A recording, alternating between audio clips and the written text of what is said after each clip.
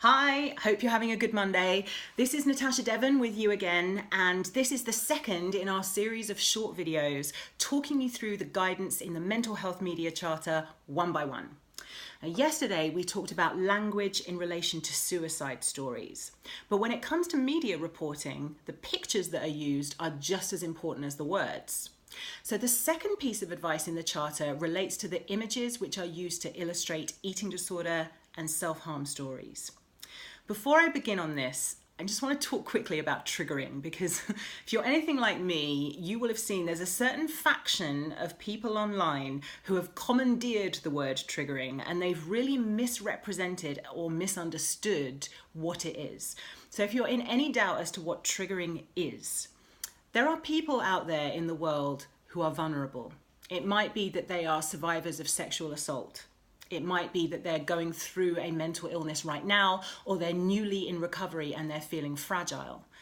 And for those people, there are words and images which push psychological buttons and bring back really painful memories and feelings. And if those psychological buttons are constantly being pressed, it might set back their path to getting fit and well and functioning again. No one, least of all me, is suggesting that we should outright ban all those words and images from the public sphere. Having said that, it is our responsibility to think carefully about what we're putting out there, and it is considered good practice to put a trigger warning if you think that something you've written or a photo that you've taken might have that impact. First of all, eating disorders. Now, one of our partnership charities for the Charter is BEAT, the eating disorder charity, and they've done a lot of research in this area.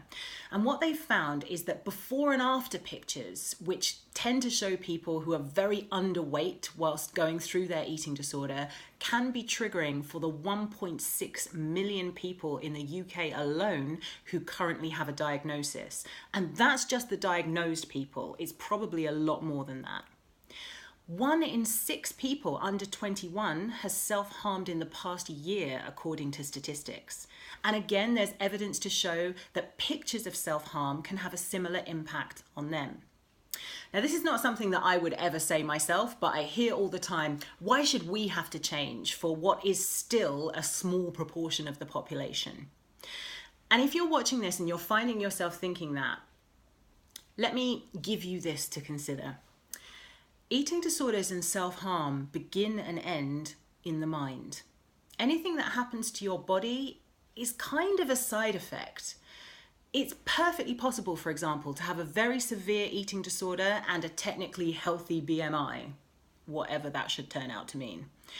It's also possible to have not self-harmed severely enough to require hospitalization, but to be in a lot of mental distress.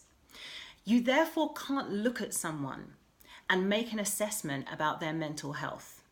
And if we keep focusing on pictures of people's bodies instead of trying to get into what's in the interior of their mind in eating disorder and self-harm stories, we are not helping ourselves to understand these conditions. So we are asking the media to be more imaginative and to try and think about whys, not hows, when reporting on these issues. That's the second piece of guidance. I'll be back tomorrow with the third. See you soon.